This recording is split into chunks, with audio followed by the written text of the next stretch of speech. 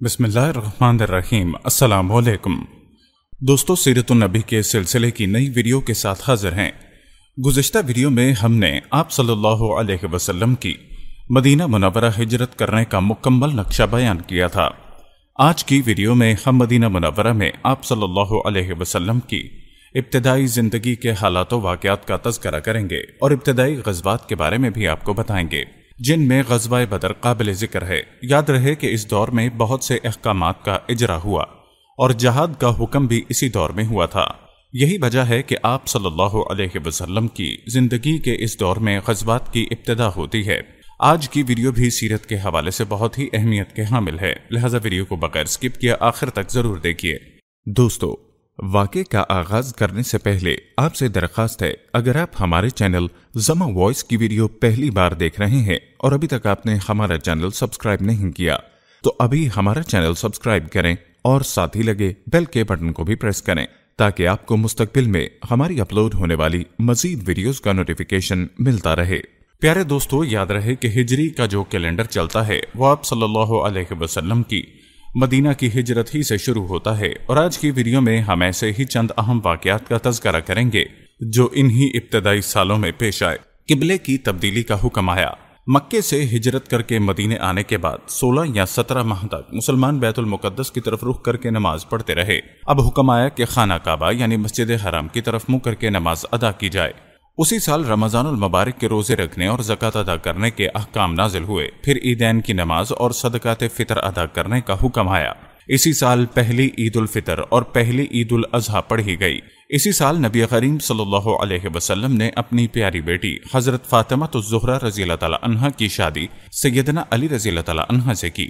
سب سے بڑھ کر یہ کہ اسی سال مسلمانوں کے لیے حکم الہی سے جہاد فرض کیا گیا اور مسلمانوں کو اپنے دفاع کا حق دیا گیا۔ مطلب یہ کہ مکہ مکرمہ میں صرف تبلیغ کا حکم تھا، اب اپنے تحفظ میں تلوار اٹھانے کا حکم آ گیا، اور اس کے بعد ہی غزوات کا آغاز ہوا۔ دوستو، یاد رہے کہ جس جنگ میں آپ صلی اللہ علیہ وسلم نے کسی صحابی کو امیر لشکر بنا کر بھیجا وہ سریہ کہلاتی ہے، اور جن جنگوں میں آپ خود امیر لشکر ہوئے وہ غزوات کہلاتی ہے۔ تاریخ اسلام میں غزوات کی تعداد 21 سے لے کر 27 بیان کی جاتی ہے، جبکہ سریحوں کی تعداد اس سے کہیں زیادہ ہے۔ اس سال کے دوران کئی غزوات ہوئے، لیکن سب سے مشہور غزوہ بدر ہے۔ نبی کریم صلی اللہ علیہ وسلم جب ہجرت کر کے مدینہ پہنچے تو ان دنوں مدینہ میں ایک نہایت دولت مند اور با اثر شخص عبداللہ بن ابی تھا۔ ہجرت سے پہلے انصار میں اس کا بہت اثر و رسوخ تھا۔ انصار اسے اپنا سردار بنانے والے تھے، بلکہ اس کی تاج پوشی کے لیے ایک تاج بنوا لیا گیا تھا۔ اسی دوران آپ صلی اللہ علیہ وسلم ہجرت کر کے مدینہ پہنچے اور انصار کے دونوں قبائل نے آپ کے ہاتھ پر بیعت کر لی، اور میثاق مدینہ کے ذریعے سے یہود نے بھی آپ صلی اللہ علیہ وسلم کی قیادت کو تسلیم کر لیا۔ اس سے عبداللہ بن ابی کی سرداری کے منصوبے دھرے کے دھرے رہ گئے۔ اس بنا پر اس نے آپ کی مخالفت پر کمر باندھ لی۔ ادھر مشرکین مکہ جو اسلام، مسلمانوں اور رسول اللہ صلی اللہ علیہ وسلم کی دشمنی میں جل بھن رہے تھے، انہوں نے عبداللہ بن ابی کو ایک دھمکی آمیز خط تحریر کیا۔ اس خط میں انہوں نے دو ٹوک الفاظ میں لکھا: آپ لوگوں نے ہمارے صاحب کو پناہ دے رکھی ہے، اس لیے ہم اللہ کی قسم کھا کر کہتے ہیں کہ یا تو آپ لوگ اس سے لڑائی کریں یا اسے نکال دیں، یا پھر ہم اپنی پوری جمعیت کے ساتھ آپ لوگوں پر چڑھائی کر کے آپ کے سارے جنگجوؤں کو قتل کر دیں گے اور آپ کی عورتوں کی حرمت پامال کر دیں گے۔ جب یہ خط عبداللہ بن ابی اور اس کے ساتھیوں کو ملا تو وہ رسول اللہ سے جنگ کے لیے تیار ہو گئے۔ نبی کریم کو اس کی خبر ہوئی تو آپ ان کے پاس تشریف لے گئے اور فرمایا: قریش کی دھمکی تم لوگوں پر بہت گہرا اثر کر گئی ہے۔ تم خود اپنے آپ کو جتنا نقصان دینا چاہتے ہو، قریش تمہیں اس سے زیادہ نقصان نہیں پہنچا سکتے۔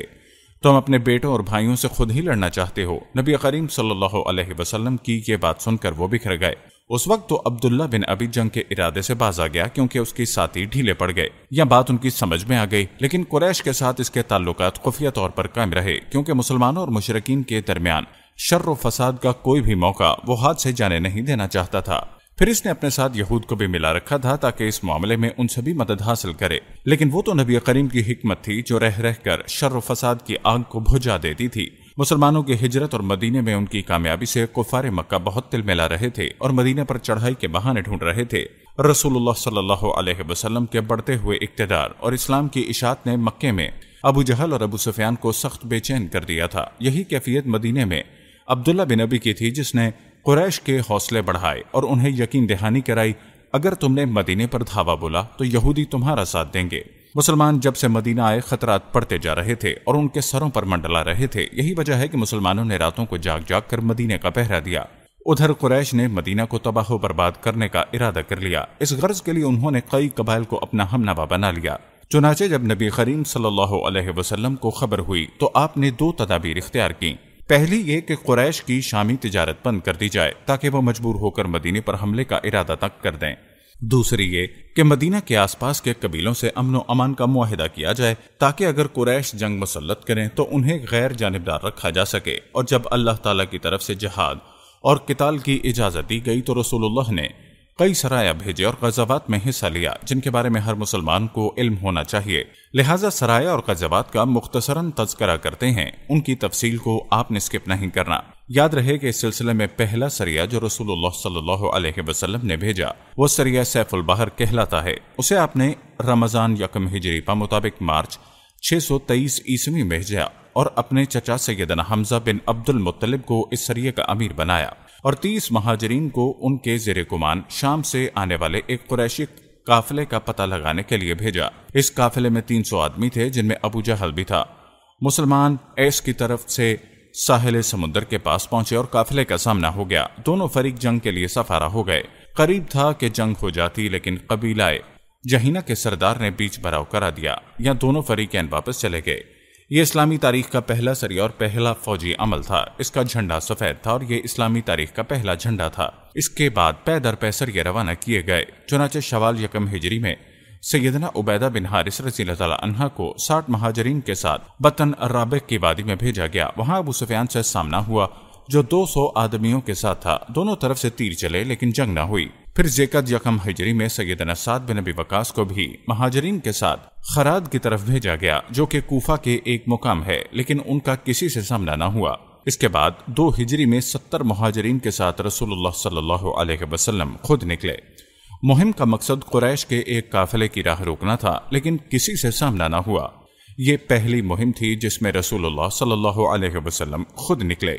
اس کے بعد ربیع الاول 2 ہجری میں رسول اللہ صلی اللہ علیہ وسلم 200 صحابہ کے ساتھ روانہ ہوئے۔ مقصود قریش کا قافلہ تھا جن میں امیہ بن خلف سمیت قریش کے 101 آدمی اور 2500 اونٹ تھے، لیکن کسی سے سامنا نہ ہوا۔ اسی مہینے میں قرظ بن جابر فہری نے مشرکین کی مختصر سی فوج کے ساتھ مدینہ کی چراگاہ پر چھاپا مارا اور کچھ مویشی ہانک کر لے گیا۔ رسول اللہ نے 70 صحابہ کے ہمراہ اس کا تعقب کیا اور بدر کے اطراف میں واقع وادی صفنان میں تشریف لے گئے، لیکن قرظ بھاگ گیا۔ اسی واقعے کو لوگ غزوہ بدر اولا بھی کہتے ہیں۔ اس کے بعد آپ جمادی الاول 2 ہجری میں 150 یا 200 مہاجرین کے ساتھ ذوالعشیرہ تشریف لے گئے۔ مقصود قریش کے ایک قافلے کو روکنا تھا جو ملک شام جا رہا تھا، لیکن آپ کے پہنچنے سے پہلے وہ جا چکا تھا۔ اس سفر میں آپ نے بنو مدلج اور ان کے حلیف بنو زمرہ سے جنگ نہ کرنے کا معاہدہ کیا۔ پھر رجب 2 ہجری میں نبی کریم صلی اللہ علیہ وسلم نے سیدنا عبداللہ بن جحش کو 12 مہاجرین کے ساتھ مکہ اور طائف کے درمیان ایک مقام نخلہ کی طرف روانہ کیا۔ مقصد یہ تھا کہ وہ قریش کے ایک قافلے کی خبر لائیں، لیکن ان لوگوں نے قافلے پر حملہ کر کے عمر بن خزرمی کو قتل کر کے اور مغیرہ کے بیٹے عثمان اور اس کے غلام کو قید کر لیا اور قافلے کو ہانک لائے۔ ان کے ایسا کرنے پر آپ صلی اللہ علیہ وسلم ان سے ناراض ہوئے، چنانچہ قیدیوں کو چھوڑ دیا گیا اور مقتول کا خون بہا ادا کیا گیا۔ یہ واقعہ رجب کی آخری تاریخ کو پیش آیا، اس لیے مشرکین نے شور مچایا کہ مسلمانوں نے حرام مہینے کی حرمت پامال کر ڈالی۔ اس پر سورہ بقرہ کی آیت نمبر 217 نازل ہوئی، جس کا ترجمہ یہ ہے: لوگ آپ سے حرام مہینے میں جنگ کے بارے میں پوچھتے ہیں، آپ ان سے کہہ دیجئے کہ اس مہینے میں جنگ کرنا بڑا ظلم ہے، اور اللہ کی راہ سے روکنا اور اس کے ساتھ کفر کرنا، مسجد حرام سے روکنا اور اس کے باشندوں کو وہاں سے نکالنا، یہ سب اللہ کے نزدیک اور زیادہ بڑا ظلم ہے اور فتنہ قتل سے بڑھ کر ہے۔ دوستو، یہ تھی جنگی نقل و حرکت جو مدینہ منورہ اس کے اطراف کی حفاظت کے لیے نبی کریم صلی اللہ علیہ وسلم اور مسلمانوں نے قائم کر رکھی تھی۔ اس سے قریش کو یہ بتلانا بھی مقصود تھا کہ اگر وہ اپنے شور سے باز نہ آئے تو انجام برا ہوگا، لیکن وہ اپنی خودسری اور تکبر میں بڑھتے ہی چلے گئے۔ چنانچہ بدر کے میدان میں انہوں نے اس کی سزا پالی اور جزا بہرحال گھاٹے ہی کی تھی۔ یاد رہے کہ 17 رمضان 2 ہجری کو غزوہ بدر ہوا۔ یہ قریش اور مسلمانوں کے درمیان پہلا فیصلہ کن معرکہ تھا۔ اس کا سبب یہ ہوا تھا کہ رسول اللہ صلی اللہ علیہ وسلم جس قافلے کے لیے ذوالعشیرہ تشریف لے گئے وہ بچ کر شام چلا گیا تھا۔ آپ صلی اللہ علیہ وسلم اس کی طاق میں تھے اور اس کی خبر لانے کے لیے آپ نے شام کے مقام हुरा तक तलहा बिन उबैदुल्लाह और सईद बिन ज़ैद रज़ी अल्लाह तआला अन्हुमा को भेजा। चुनाचे जैसे ही काफिला वहां से गुजरा, उन्होंने फौरन मदीना मुनव्वरा खबर पहुंचाई। इस काफिले में अहले मक्का की बड़ी दौलत थी, यानी 1000 ऊंट, जिन पर कम से कम 200 और 62.5 किलो की मालियत का सामान था, जिसकी हिफाजत के लिए सिर्फ 40 आदमी थे। खबर मिलते ही रसूलुल्लाह ने सहाबा कराम को चलने की दावत दी, ताहम निकलना जरूरी नहीं ख्याल किया। आपकी इस दावत पर 313 या 314 सहाबा कराम ने लब्बैक कहा। इनमें 82 या 83 महाजिर और बकिया अंसार। बकिया अंसार में से 61 कबीला औस में से थे और 170 कबीला खजरज में से। उन्होंने मुकम्मल तैयारी भी नहीं की थी। सवारी में सिर्फ 2 घोड़े, जिनमें से एक सैयदना जुबैर बिन अवाम रज़ी अल्लाह तआला अन्हा और दूसरा सैयद मिक़दाद बिन असद कुंदी के पास था, और 70 ऊंट थे। 8 या 12 रमजानुल मुबारक को यह मुख्तसर फौज लेकर आप सल्लल्लाहु अलैहि वसल्लम मदीना मुनव्वरा से निकले तो बदर मंजिल मकसूद थी। ये मदीना मुनव्वरा से शुमाल जनूब में 155 किलोमीटर का फासले पे है। उसे हर तरफ से बुलंद पहाड़ों ने घेर रखा है। ज्यादा हिस्सा रेतला है। साहिल समुंदर यहाँ से तकरीबन आधे मील के फासले पर है। यहाँ पानी का एक चश्मा है और इर्द गिर्द बागात मौजूद हैं। इस काफिले के सालार अबू सुफियान थे, जो बहुत होशियार और चुकन्ने आदमी थे। हर आने जाने वाले से मुसलमानों की नकलो हरकत के बारे में मालूम करते रहते। अभी वो बदर से काफी दूर थे कि उन्हें मुसलमानों के निकलने का इल्म हो गया। चुनाचे उन्होंने फौरन काफिले का रुख मगरिब की तरफ फेर कर साहिल समुंदर का रास्ता पकड़ लिया और बदर का रास्ता मुकम्मल तौर पर छोड़ दिया। साथ ही जमजम बिन उमर बुखारी को उजरत देकर मक्के भेजा कि जिस कदर जल्दी हो उन्हें मुसलमानों के निकलने की इत्तला दे दें। उन्होंने खबर पहुंचाई तो अहले मक्का निहायत तेजी से तैयार हुए और सब के सब निकले। अबू लहब के सिवा बड़ों में से कोई भी पीछे न रहा। आस पास के लोग भी साथ लिए। जब लश्कर मुकाम जोफा पर पहुंचा तो अबू सुफियान का पैगाम मिला। इसमें उसने अपने बच निकलने की इत्तला दी थी और यह मुतालबा किया कि मक्का वापस पलट जाएं। चुनाचे लोगों ने वापसी का इरादा कर लिया, मगर अबू जहल ने अपनी अकड़ और तकब्बुर की वजह से वापस जाने से इनकार कर दिया। कुरैश की फौज में 1000 आदमी थे, जिनमें 100 घोड़े और ऊंटों कसरत से थे। एक तरफ उन्हें अपनी कसरत पर नाज और साजो सामान पर फख्र था, तो दूसरी तरफ रसूलुल्लाह इज्जो इनकिसारी से अल्लाह के हुजूर हाथ फैलाए दुआ कर रहे थे।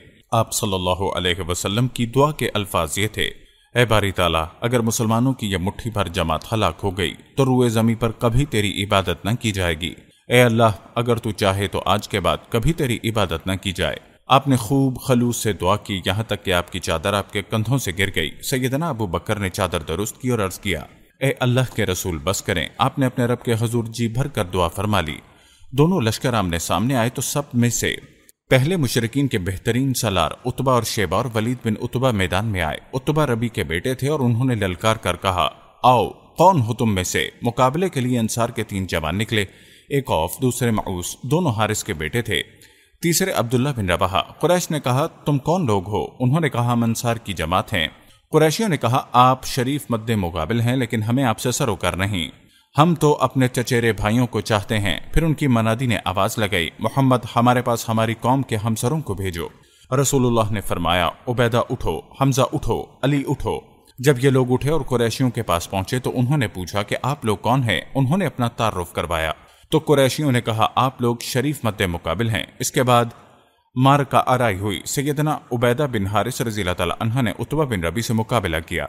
सैयदना हमजा ने शेबा से और सैयदना अली ने वलीद से। सैयदना हमजा ने और सैयदना अली ने अपने मद्दे मुकाबिल को झपट से मार दिया, लेकिन सैयदना उबैदा बिन हारिस और इनके मद्दे मुकाबिल के दरमियान एक वार का मुकाबला हुआ और दोनों ने एक दूसरे को गहरा जख्म लगाया।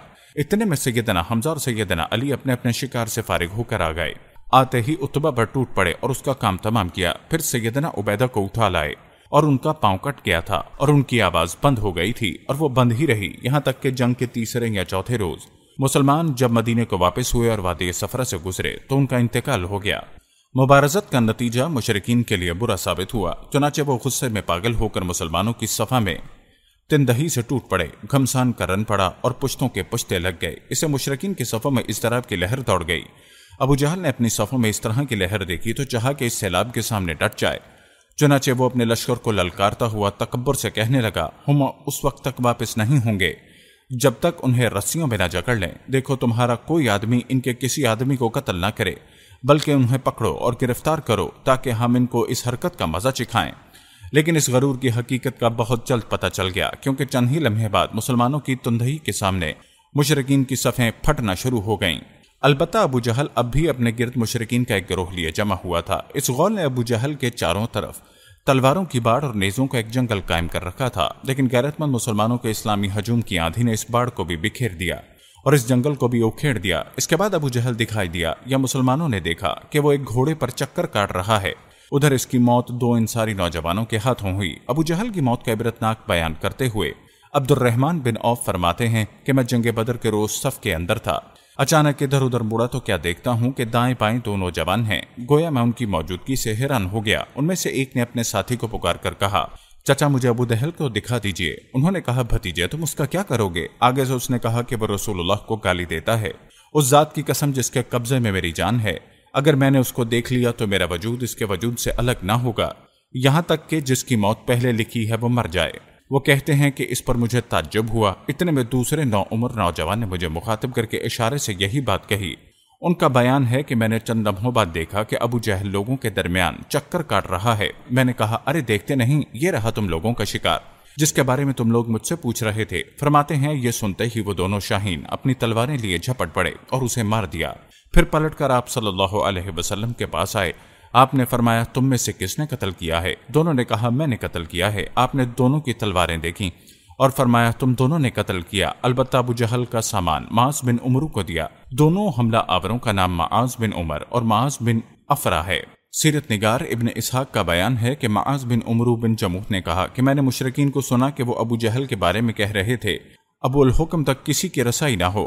معاذ بن عمرو کہتے ہیں کہ میں نے جب یہ بات سنی تو اسے اپنے نشانے پر لے لیا اور اس کی سمت جمع رہا۔ جب گنجائش ملی تو میں نے حملہ کر دیا اور ایسی ضرب لگائی کہ اس کا پاؤں نصف پنڈلی سے اڑ گیا۔ واللہ جس وقت یہ پاؤں اڑا میں اس کی تشبیہ گٹھلی سے دے سکتا ہوں جو موصل کی مار پڑنے پر جھٹک کر اڑ جائے۔ کہتے ہیں کہ ادھر میں نے ابو جہل کو مارا، ادھر اس کے بیٹے اکرمہ نے مجھ پر تلوار چلائی جس سے میرا کندھا کٹ کر میرے بازو کے چمڑے سے لٹک گیا اور لڑائی میں مخل ہونے لگا۔ اسے اپنے ساتھ گھسیٹتا ہوا سارا دن لڑا، لیکن جب وہ مجھے اذیت پہنچانے لگا تو میں نے اس پر اپنا پاؤں رکھا اور اسے زور سے کھینچ کر الگ کر دیا۔ اس کے بعد ابو جہل کے پاس معوذ بن افرا پہنچے۔ وہ زخمی تھا، انہوں نے اسے ایسی ضرب لگائی کہ وہیں ڈھیر ہو گیا، صرف سانس آتی جاتی رہی۔ اس کے بعد معوذ بن افرا خود بھی لڑتے ہوئے شہید ہو گئے۔ جب مارکا ختم ہو گیا تو رسول اللہ نے فرمایا، کون ہے جو دیکھے ابو جہل کا انجام کیا ہوا؟ اس پر صحابہ کرام اس کی تلاش میں بکھر گئے۔ عبداللہ بن مسعود رضی اللہ تعالیٰ عنہ نے اسے اس حالت میں پایا کہ ابھی سانس آ رہی تھی۔ انہوں نے اس کی گردن پر پاؤں رکھا اور سر کاٹنے کے لیے داڑھی پکڑی اور فرمایا، او اللہ کے دشمن، آخر اللہ نے تجھے رسوا کیا نا؟ اس نے کہا، مجھے کاہے کو رسوا کیا؟ تم لوگوں نے جس شخص کو قتل کیا اس بلند پایا کوئی شخص ہے کیا جس شخص کو تم نے قتل کیا اس سے بھی اوپر کوئی آدمی ہے؟ پھر بولا، کاش مجھے کسانوں کی بجائے کسی اور نے قتل کیا ہوتا۔ اس کے بعد کہنے لگا، مجھے بتاؤ فتح کس کی ہوئی؟ عبداللہ بن مسعود رضی اللہ تعالیٰ عنہ نے فرمایا، اللہ اور اس کے رسول صلی اللہ علیہ وسلم کی۔ اس کے بعد عبداللہ بن مسعود رضی اللہ تعالیٰ عنہ سے جو اس کی گردن پر پاؤں رکھ چکے تھے کہنے لگا، او بکری کے چرواہے، تو بڑی اونچی اور مشکل جگہ پر چڑھ گیا۔ واضح رہے کہ عبداللہ بن مسعود رضی اللہ تعالیٰ عنہ مکے میں بکریاں چرایا کرتے تھے۔ اس گفتگو کے بعد عبداللہ بن مسعود نے اس کا سر کاٹ لیا اور رسول اللہ کی خدمت میں لا کر عرض کرتے ہوئے بولا، یا رسول اللہ، یہ رہا اللہ کے دشمن ابو جہل کا سر۔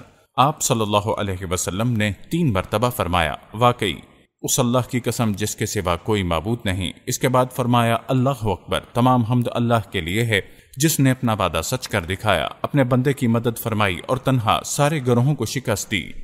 پھر فرمایا، چلو مجھے اس کی لاش دکھاؤ۔ جب آپ صلی اللہ علیہ وسلم کو لاش دکھائی گئی تو آپ نے فرمایا، یہ اس امت کا فرعون ہے۔ دوستو، یہ تھا تذکرہ معاذ بن عمرو اور معاذ بن افرا کی ایمان افروز کارناموں کا۔ حقیقت یہ ہے کہ اس مارکے میں قدم قدم پر ایسے واقعات پیش آئے جن میں عقیدت اور اصول کی پختگی نمایاں تھی۔ اس مارکے میں باپ اور بیٹے میں، بھائی اور بھائی میں سفارائی ہوئی، اصولوں کے اختلاف پر تلواریں بے نیام ہوئیں۔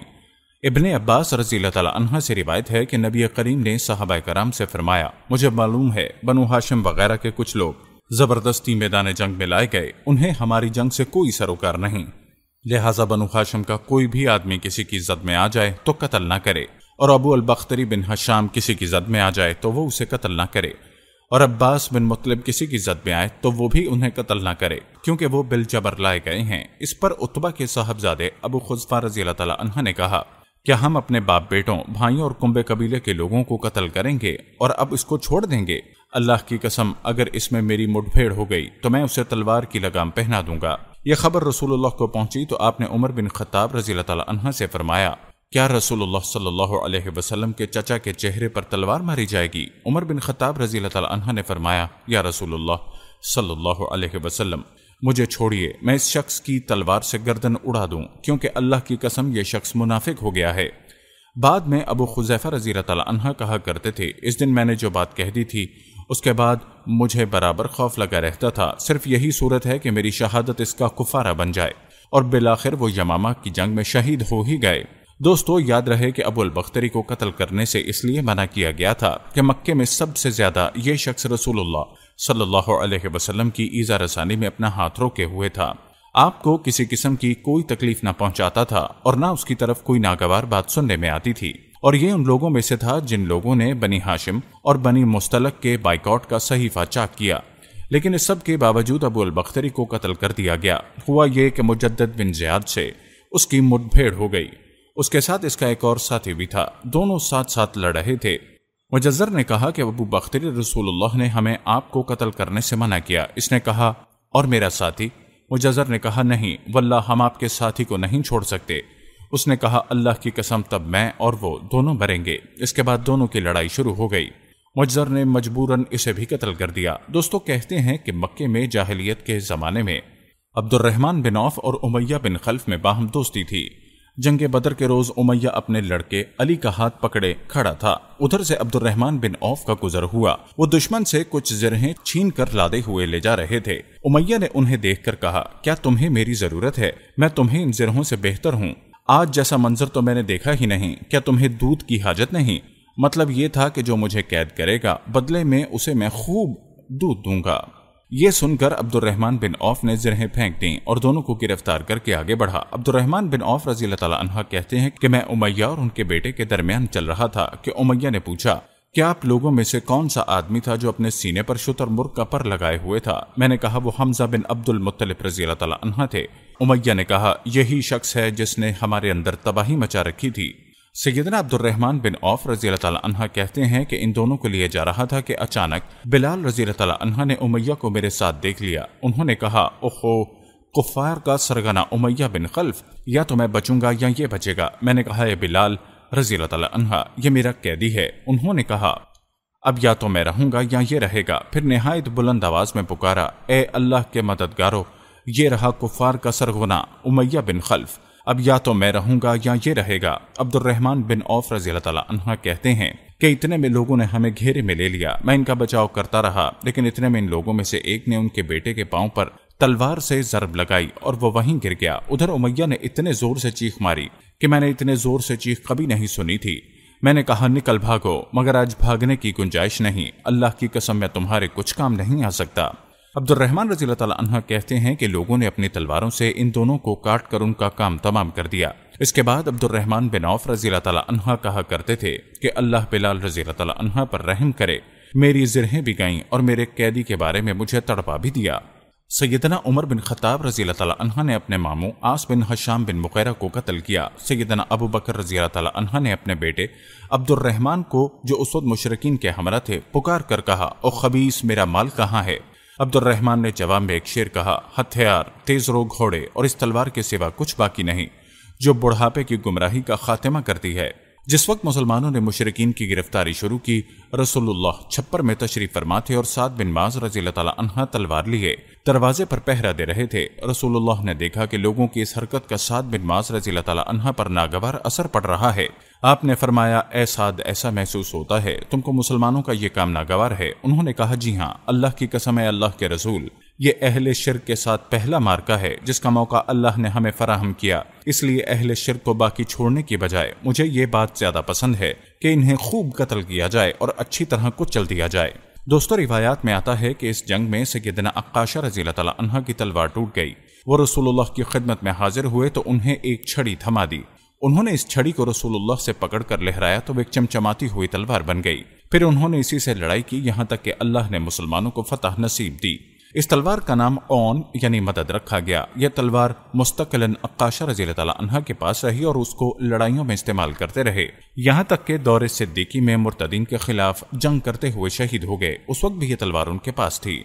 प्यारे दोस्तों, यह था सहाबा का ईमान कि अपने खूनी भाई की बजाय अपने दीनी भाई को तरजीह देने लगे, क्योंकि कलम का रिश्ता उनके यहाँ खून के रिश्ते से ज्यादा अफजल था। हम ये उम्मीद करते हैं कि आपको हमारी आज की ये वीडियो जरूर पसंद आई होगी। अगर आपको हमारी आज की ये वीडियो पसंद आई है तो सबसे पहले इसको लाइक करें, अपनी राय का इजहार कमेंट सेक्शन में लाजमी करें।